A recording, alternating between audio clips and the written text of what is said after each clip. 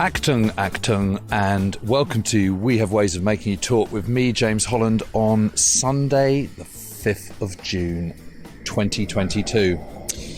So while everyone else is enjoying the Jubilee pageant back home, I'm over here under the leaden skies of Normandy.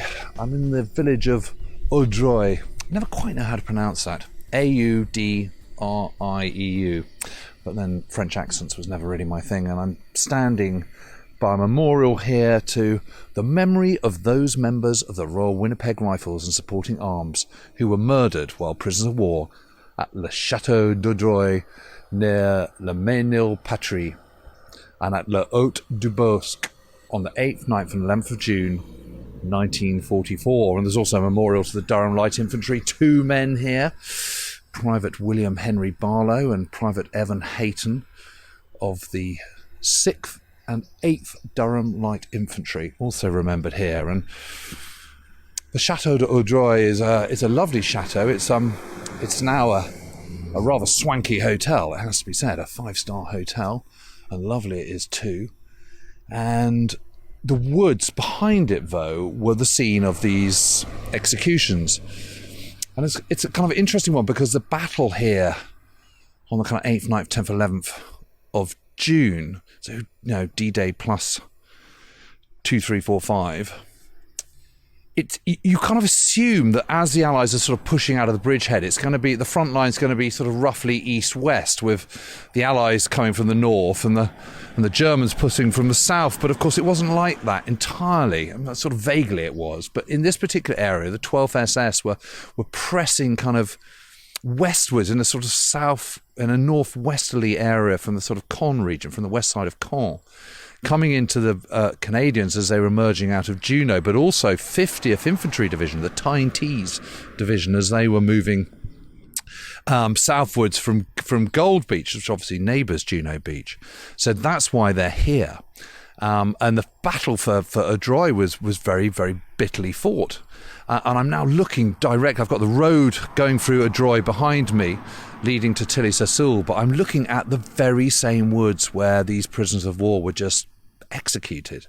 Now, we all know that both sides did this sometimes with prisoners of war, but, you know, it has to be said that the SS came with a certain reputation, and in no way did they do anything to reverse that reputation on these days. And I think what happened here and what happened at the Abbaye d'Ardenne, closer to Caen on D+1, 7th of June, and here at Audreuil, really set the tone for the fighting in Normandy, which was, for the most part, incredibly bitter, particularly when they were coming up against those SS Panzer divisions. And as the British were pushing down southwards, you know, the Canadians on their left and 50th Division on the right, they were coming into contact not just with the 12th SS Panzer Division Hitlerjugend, but also the Panzerlehr, arguably the very best of all the Panzer divisions, and therefore all the army units that the German army had at that time, you know, commanded by Fritz Bayerlein, an incredibly experienced commander. You know, he'd been in the Africa Corps, been in Poland, battled for France, served on the Eastern Front, you know, he'd been there, done it, seen every different type of theatre of war, unbelievably experienced, and had amongst his newly formed division a number of extremely combat experienced people, very well disciplined, well trained, for the most part incredibly well equipped too. Quite a small division, all things considered, the Panzerlehr, and certainly compared to the 12th SS, which had about sort of 21,000 men. Panzerlehr was more like about 14,000, something like that. But even so, two formidable divisions. And yeah, you know, the scene of just looking across now at the trees, I can see some kids playing in a kind of an adventure playground. There are the trees all in full bloom as trees always look at the kind of end of May, beginning of June. Copper beeches and chestnuts and horse chestnuts. Just, it's absolutely beautiful. And it's very hard to kind of imagine the kind of terrible things that took place in those woods. But I don't know, somehow with all that's been going on in, you know, Ukraine, it feels just that little bit closer again, doesn't it? And I don't know, it's funny, I've driven down, I arrived in Cherbourg and I drove down in my little old Citroen and, yet again near Saint-Mère-Église, there was a kind of parachute drop going on and lots of cars and lots of jeeps, which you always get in Normandy, but particularly over the anniversary, and sort of slightly overweight 50-year-olds, sort of half-wearing American kit, paratrooper kit, the jump jackets and jump trousers and jump boots, and frankly looking faintly ridiculous, it has to be said. I don't know, there's something about it that just suddenly made me feel like it wasn't very dignified and it was ever so slightly distasteful. It sort of turned into a sort of its own sort of pageant. And while a pageant is perfectly acceptable for a jubilee and celebrating a monarch that's been on the throne for 70 years of incredible service, turning something like D-Day and the Normandy battle into a pageant, I don't know. Suddenly, for the first time, it sort of slightly stuck in my gullet, and I just suddenly thought, I'm not sure this is right. I'm not sure how I feel about this anymore. It's not a circus. This was a terrible, brutal battle. Fascinating, yes, of course. Rich in human drama, absolutely. No denying it, and that's why we're all so fascinated in this. But I don't know. I feel a bit funny about it suddenly. It just doesn't seem right, so it's having sort of pretending to be American soldiers. I think it's sort of okay wearing a jacket or something, but to actually sort of properly dress up, I don't know. It all just... I don't know, in Saint-Mère-Église, I was talking to Woody Woodage about this. He's very against all that. He doesn't like the fact that Saint-Mère-Église has just turned into a kind of sort of circus town with very little association with actually what really happened there. But there's another very good reason for being dry, because I was staying here when I first came to Normandy back in 2004. And one of the guests was David Christopherson, whose father Stanley, you may have heard me mention before.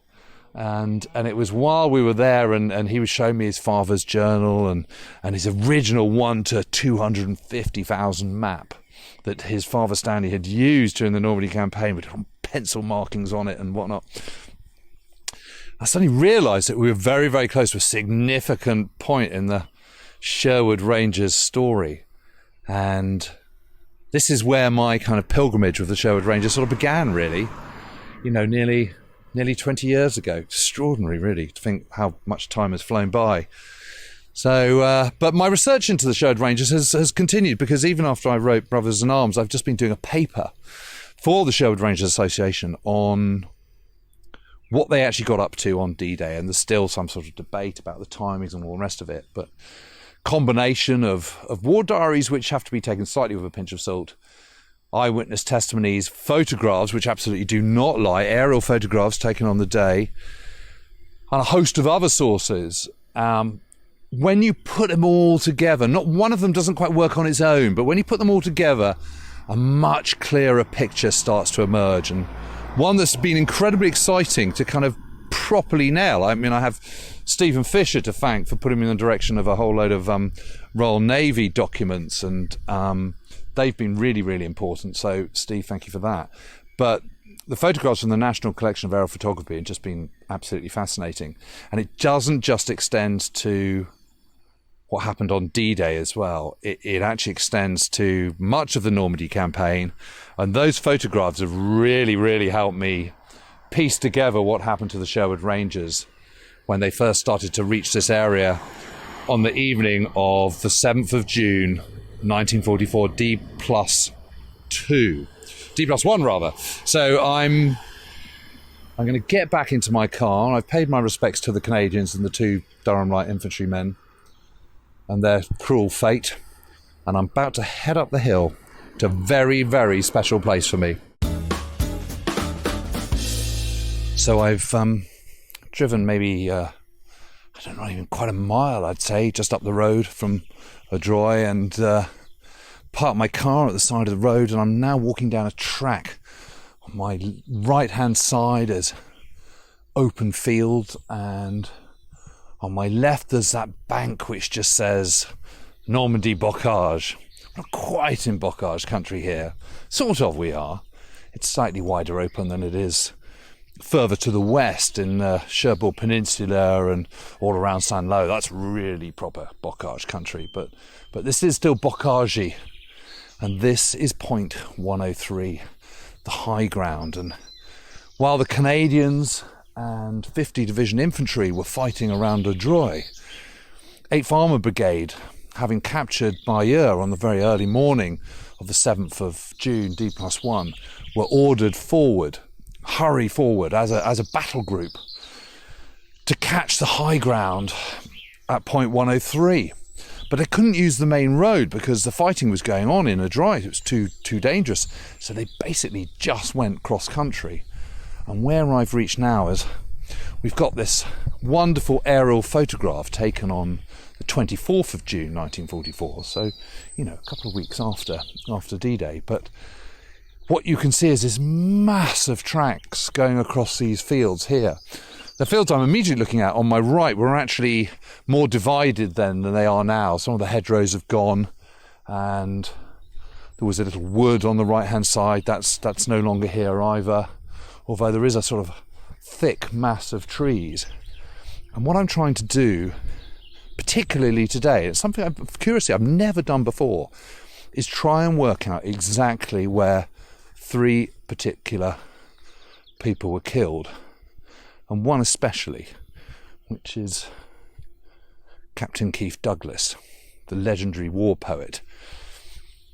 And he really was brilliant. And I don't know if any of you haven't read Alamein to Zemzem yet. That's his fantastic memoir of the North Africa battles, of starting with Alamein and ending up in the Wadi Zemzem in January 1943. And it's just a fantastic account.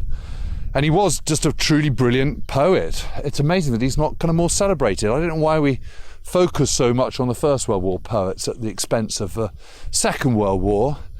But if anyone hasn't been introduced to his work, then I really, really recommend it. Now, he was a chippy old so-and-so.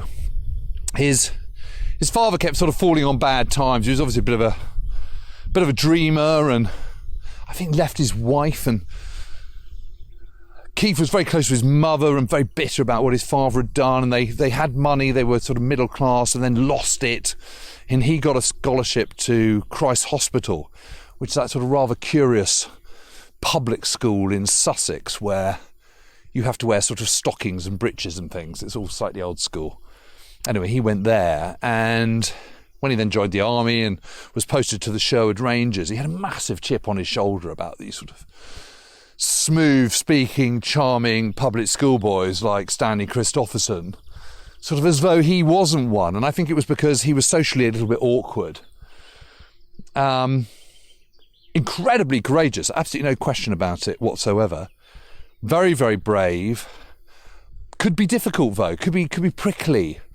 And Stanley Christopherson, my friend David's father, who would later go on to, very soon in June 1944, take over command of the whole regiment, the Sherwood Rangers, had been his squadron commander in North Africa and continued to be so here in Normandy. And Keith was Stanley's second in command. And rather amusingly, when the book came out, he asked Stanley to read it, or when he'd written Alamein to Zemzem, he asked Stanley to read it, and Stanley did. And Keith Douglas changed all the names, but for anyone reading it, they knew exactly who they were. And so Stanley becomes Edward, and he paints him as, Keith Douglas paints Stanley as a rather sort of shallow person, sort of charming but with no substance, which I think was completely unfair.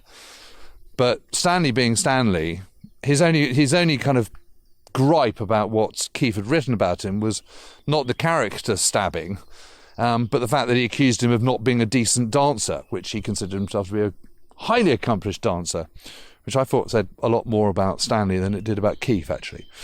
But anyway, he was.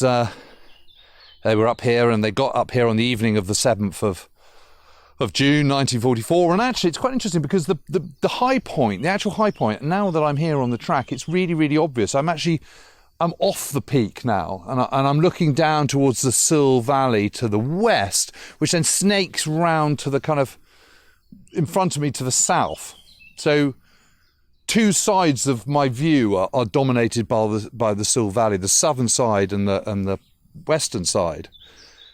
It's a small little river, really. It's not a raging torrent by any stretch of the imagination. But you can suddenly see that hill point 103, you can see the high point very, very clearly now.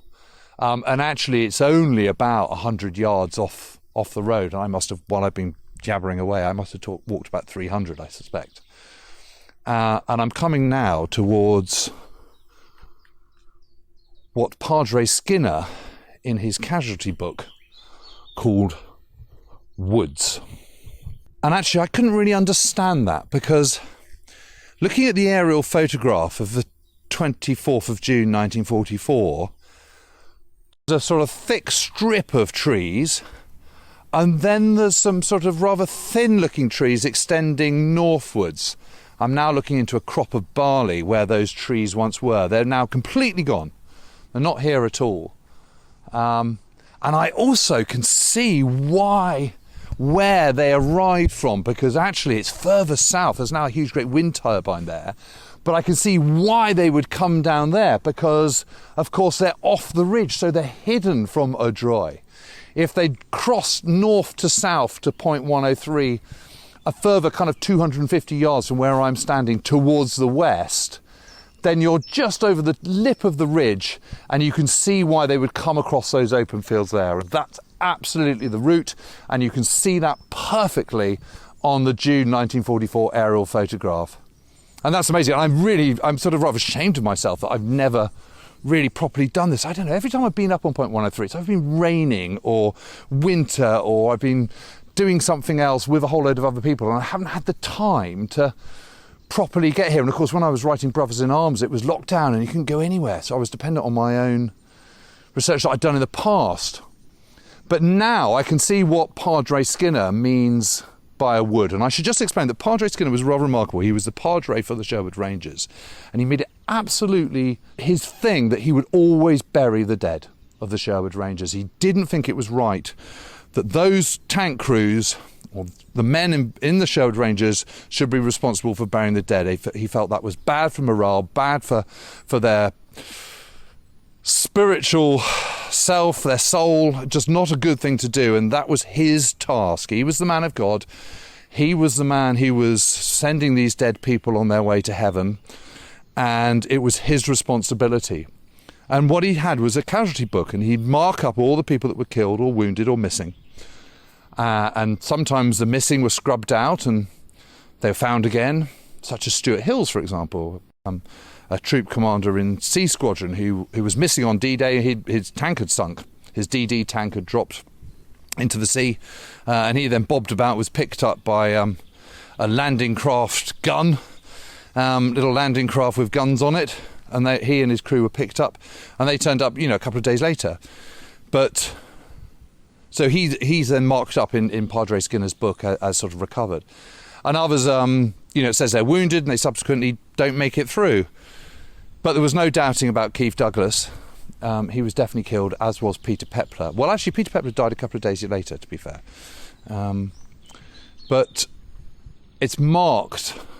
Their graves are marked in his book. But the problem is his sketch maps are just that. They're sketch maps. And he helpfully puts in things like, this distance is 220 yards, or this distance is 40 yards, or whatever. But it's quite hard to match his map with what is reality. What is that photo? To match his map, his sketch map, with the photograph of 1944 and with Google Earth today. And you can say what you like about Google and the data capturing they do and all the rest of it, but I have to say they're jolly useful when it comes to trying to work out where battles took place then and now. And so I'm now walking down this wood, and this is, sort of 150 yards long. See, I'm doing it now. I'm doing what Skinner was doing, probably by about 40 yards deep. And it is, without question, a wood, albeit a thin wood. A thin, narrow wood. And it doesn't look like a wood from Google Earth. It looks like a glorified tree-lined hedge. So that's very interesting. I've got a chiff-chaff above me, singing its little heart out. Oh, there he is. I can actually see him on the top of the tree there, singing away. Migratory birds, for those who are interested, usually arrive about end of March.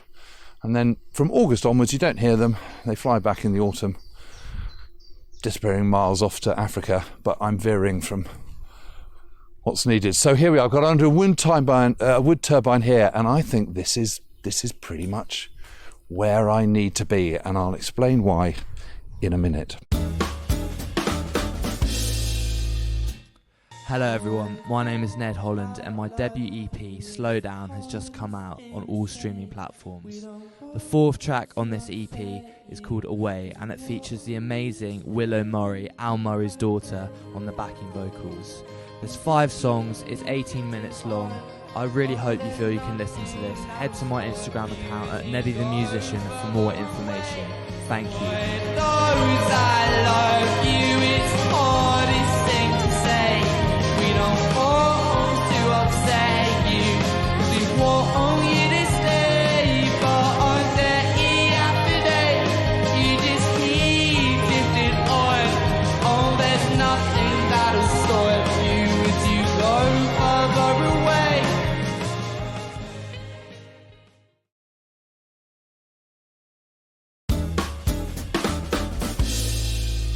So, trying to match Padre Skinner's sketch map with Google Earth and my 1944 photograph. Padre Skinner says Peter Pepler, who was the first troop commander to be killed, also in A Squadron, Stanley Christopherson's A Squadron, to be killed after D-Day. He says he was buried 20 yards in from the main track. So assuming that's right, I'm about here, and I think it's on the other side of this fence where I'm standing now, which is now a field of cut hay, almost directly underneath a massive wind turbine, which I don't know if you can hear it. It's sort of creaking in the wind a little bit and swishing round its 3 great propellers. But here it is, and I don't know if there's a sort of greater poignancy to be standing here than there is seeing a modern, a contemporary Jeep, but a Jeep beetling around Normandy today with someone in a 82nd Airborne outfit. But I now want to go and see a couple of temporary graves. Of course, they're not buried here anymore. You can hear that slap of a book, and that's Padre Skinner's casualty book I've got with me. So, according to this, see, the problem is all his fields in his sketch map are rectangular, but in the wrong way, if you see what I mean. They're rectangular east to west, whereas on the map, the contemporary map on Google Earth, on my 1944 photograph of the 24th of June, they're all rectangular but north to south. But, you know, I can forgive him that, of course. I can forgive Padre Skinner, frankly, anything. He was such a good man. But it's why it's a little bit of a challenge trying to kind of work this all out. And what I need to be is, I need to be in a kind of a next field but one. But helpfully, the grass has been cut. It's quite easy to move around, apart from the chiff-chaffs and the blackbirds and the creaking of the wind turbines. It's actually pretty quiet around here. There's no one around. I haven't seen a soul. But actually, for this kind of thing, thinking about where people were buried and breathed their last, it's quite nice having the place to myself. Well, I've managed to reach another track, which I guess is sort of 300 yards or something from the main point 103 track, which also runs east to west. So does this. They're not strictly parallel, but kind of more or less. And I walked down the field of cut hay, slightly lacerated myself crossing a barbed wire with brambles. I've now got a little bit of sort of bloodied fingers, but, you know, small price to pay in the big scheme of things, and thorns on my thigh. But I've now reached the track, and it's amazing because I can see this is a double field. It looks like a double field in 1944 from the aerial photograph, and indeed is marked up on Skinner's map. as a double field, and it still sort of is, because there's a sort of hedgerow of rather young-looking ash trees, but not complete. So where I'm standing right now, there's probably 20-25 yards where the two fields are completely joined. They've both got fully grown but yet to ripen wheat in them. And then ahead of me is the track, and then the ground slopes down to the Soule Valley. You remember I said that it slopes down to the west, but also to the south, and here it is. And you can see so clearly why this was such an important position for 8th Armoured Brigade to get. And so while the infantry of the Canadians and the DLI were kind of busy engaging the 12th SS on the 7th of June, and indeed the 8th and 9th, away to my left, to the east, 8th Armoured Brigade was hurrying up here to get this high ground, without infantry support, although they did have the 12th King's Royal Rifle Corps as motorised infantry with them. But, obviously they're an armoured brigade, so that's where the emphasis lies. So everyone's a bit tense about this, operating on their own without infantry. The independent armoured brigades are there to support infantry divisions, but they've got to do this on their own. And they get here on the evening of the 7th, and then they're coming up not against the 12th SS, but the Panzer-Lehr. And the Panzer-Lehr are where I'm looking now. I'm looking south towards the ridge beyond. That's where the Panzer-Lehr's artillery would have been. I can just see the rooftops of Tilly-sur-Seulles, and a little bit over to my left, the rooftops of Saint-Pierre, which is almost sort of co-joined with Tilly-sur-Seulles, but is on the northern side of the River Seulles. And to push forward, to get forward ground, it's one thing holding this high ground, but what is then happening after those immediate first days is that each of the 3 armoured regiments of 8th Armoured Brigade is taking in turns to push southwards with the infantry when they first start arriving, and trying to push the 12th SS back on the left-hand flank away from Audroy and Christo and the Bois de Boislonde, which is just a couple of miles away from where I'm standing now, and push down and get across the River Seulles and up the other side. But of course, the Panzer-Lehr have got the opposite ridge. So 8th Armoured Brigade and the Sherwood Rangers have got this ridge, point 103. The Germans have got the other one, and just sort of attriting one another. But of course, the problem the Germans have, and problems they have throughout the Normandy campaign, is one of supply. They can't resupply in the same way that the British, Canadians and Americans can. But I've now worked out where it was that Keith Douglas was killed, and where he's buried by Padre Skinner. And it's in this left-hand field of the 2 core wheat fields that I was mentioning. I'm walking through a gap, that gap before you get to the line of ash trees. I'm on the western side, the western half of the 2 fields. There's a very helpful tractor tram line curving round, and it's going to take me almost precisely to the spot. Another kind of 20 yards or so. I haven't quite got the shoes for it. I should have worn my walking boots, but never mind. It's obviously rained here a bit, although there are still cracks in the soil, so it's obviously been quite dry like it has been in England. And I reckon I'm about here. I reckon this is it. And the interesting thing about it is you can absolutely see why the Sherwood Rangers would have put their tanks here. So you would have maybe A Squadron up here, while B Squadron is pushing southwards into Tilly, and vice versa. And you'd feel reasonably safe up here. But what does for Keith Douglas? He's just had this sort of very, very hairy experience of going down into Saint-Pierre, trying to spot the Germans, find out what's going on. He's gone with his best friend, John Bethel Fox, who's also a troop leader. They haven't taken their troops, they've just taken 1 tank each. Bethel Fox and Keith Douglas then abandon their tanks and some orchards and move across the fields on foot to try and see what's what, effectively kind of doing a little sort of recce patrol on foot.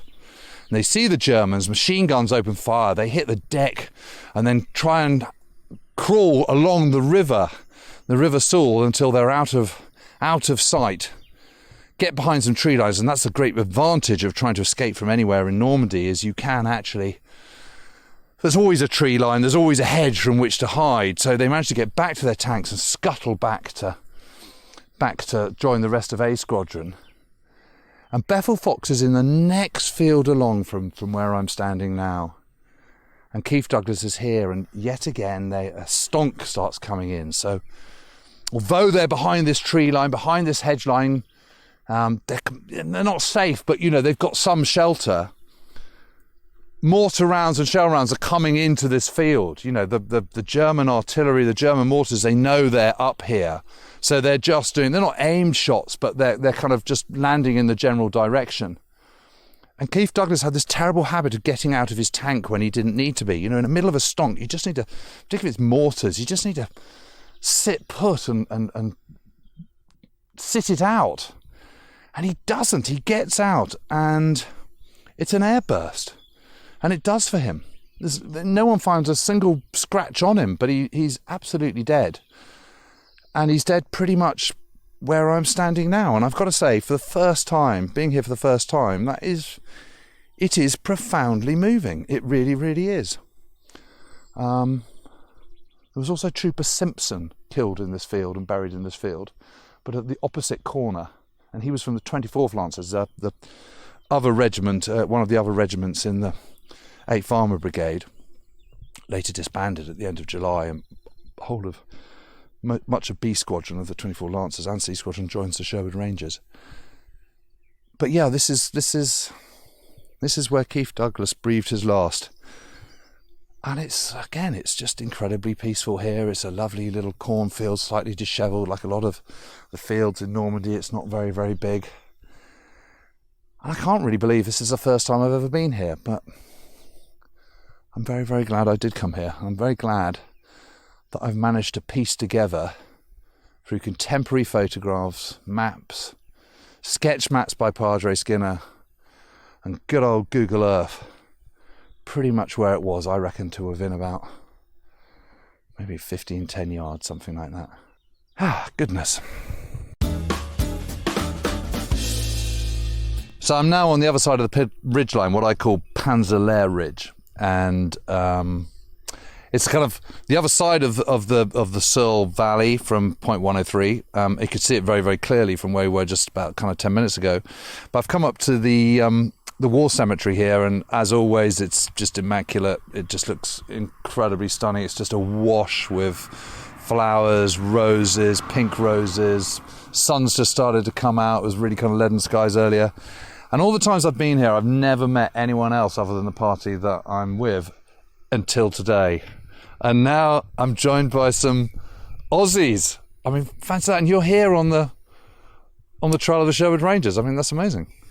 Yeah, well, we're just in the area, and I visit quite frequently. My friends are visiting from Australia. I see you've got the Australian Army polo shirt on. Absolutely, same one I wore on World War II TV. My name's Ross Cable, and one of my army mates is actually with me. We're both known each other for about a quarter of a century, and just happened to be in the same area at the same time. But my friend Pete here, being a aviator, I had to show him some armoured history. So we're here because you're a tank man, is that right? Yeah, well, I was cavalry, so light armour, but very similar type of operations to what these guys were doing, reconnaissance and finding the bad guys, and they certainly found them to their horror around this area, of course. Yeah, absolutely. And Pete, you've literally just got off the plane, haven't you? I have. Got those jet-lagged eyes at the moment. Well, you're looking pretty good, Nick, I think. Yeah, thanks. All things considered. Yes, we just stepped off the train about an hour ago, and now Ross is giving us a bit of a nice tour, quick tour of the area. But Ross, you're a tank man, but why the Sherwood Rangers? Well, somebody was it wrote Keith Douglas. Well, yes, I did. As a brand new lieutenant, I did read Keith's book, Alamein to Zemzem, and then as people like Woody would say, not many people come in very far from the beaches. And in previous trips, I've seen the Sherwood Rangers monument, which is very close by and really recounts a tragic event, but with some real personal details in it. And here you can really get a sense of the countryside. There's big arcs of observation around here, say Hill 103 or Point 103 as the British would have called it. And here we are on Panzerlehr Ridge, as I keep calling it. I mean, obviously there's trees in the way and stuff, but you go a little sort of 200 yards that way, you can see forever. You can see all the way back to Point 103. It's now got the useful landmarks of some wind turbines on the top, so you know exactly where you are. But yeah, it's really easy. But in terms of understanding warfare and understanding what it was really like, this is an excellent place to come, because you can really get an appreciation of how the terrain affected the battle and how the various weapons they used. You're talking about the Panzerlehr. They would have deployed the Panther tank that had a very long-range gun, and they could use that weapon to full effect in this type of terrain. Now, when you get into other parts of the battlefield, where the Brits, say, fought in Operation Bluecoat, where the Americans were fighting a week or two after this through genuine hedgerow country, well, those weapons were not as effective, and you can see, for instance, the Panzerlehr did a counter-attack on the Americans in the hedgerow campaign and virtually got nowhere. But here, terrain plus weapons made it a very difficult time for the British, and Tilly-sur-Swells was a battlefield for quite a long period. Yeah, and of course, when the Sherwood Rangers first came up to them in those kind of first days and then weeks after D-Day, Panzerlehr and 12th SS Hitlerjugend, they're pretty fresh. They've only just arrived, so they're fresh with troops, they're fresh with weaponry, fresh with ammunition. It's not until kind of weeks later that they're kind of sort of treated and sort of ground down. So the Sherwood Rangers are coming up against these guys just at their prime, so it's not surprising, kind of not much happened. Sort of ding-dong back and forth in this whole area of about 3 or 4 square miles for the best part of kind of 3 weeks. But it's always amazing. What do you make of these cemeteries? I mean, they're extraordinary. Oh, look, this is the first major cemetery we've been to, and it's just amazing. The scale of it is not what I expected. It's just rows and rows of headstones. It's it really takes you a moment to take it all in, really. It's quite overwhelming. Well, listen, guys, enjoy the next few days, enjoy the anniversary, and enjoy your first trip around Normandy. It's fantastic. Thanks for joining me. Great, thanks. Well, very nice to bump into Pete and Ross. And extraordinary, really. I suppose it is the 6th of June anniversary, so that's why people are around. But I've discovered Peter Pepler as well. He's just 3 gravestones down from Keith Douglas, and here is Keith Douglas. Actually, it's a 2nd Derbyshire Yeomanry attached to the Nottinghamshire Yeomanry, which I'd forgotten about, I have to admit. Died on the 9th of June. As did Peter Pepler, poet, artist. These things he loved. He died for their defence. And forgive me if you think this is a little bit mawkish, but I do think it'd be good to... he was such an amazing poet, Keith Douglas. And when I'm here, I always kind of like to read one of his poems. So I'm going to read How to Kill, which is something he wrote, I think, in 1943. Under the parabola of a ball, a child turning into a man. I looked into the air too long. The ball fell in my hand. It sang in the closed fist. Open, open, behold a gift designed to kill. Now in my dial of glass appears the soldier who is going to die. He smiles and moves about in ways his mother knows, habits of his. The wires touch his face. I cry, now! Death, like a familiar hears, and look, has made a man of dust of a man of flesh. This sorcery I do. Being damned, I am amused to see the centre of love diffused, and the wave of love travel into vacancy. How easy it is to make a ghost. The weightless mosquito touches her tiny shadow on the stone, and with how infinite a likeness, man and shadow meet. They fuse. A shadow is a man when the mosquito death approaches. Well, these cemeteries, they are amazing. I've got to say, it's always a touching place to to be. But for me, this has been a rather moving and exciting journey this afternoon, in the 5th of June 2022 rather, finding Keith Douglas, and I found him. I found where he died, and I found where he's resting as well. And I think he was a remarkable man, a brilliant poet, a brilliant writer, definitely tricky, no question about it, but a great sense of humour, brave as a lion, and one of those eccentrics that filled the ranks of the Sherwood Rangers, and what makes them such an attractive regiment to follow. You know, these are guys from the yeomanry, so probably wouldn't have been in uniform had it not been for the approach of war, never would have expected to go to war, and yet somehow from the moment they went overseas to Palestine on their horses to the end of the war, they end up being this really rather extraordinary and high-achieving regiment full of misfits and, as I say, eccentrics and rather unusual, but definitely very wonderful people.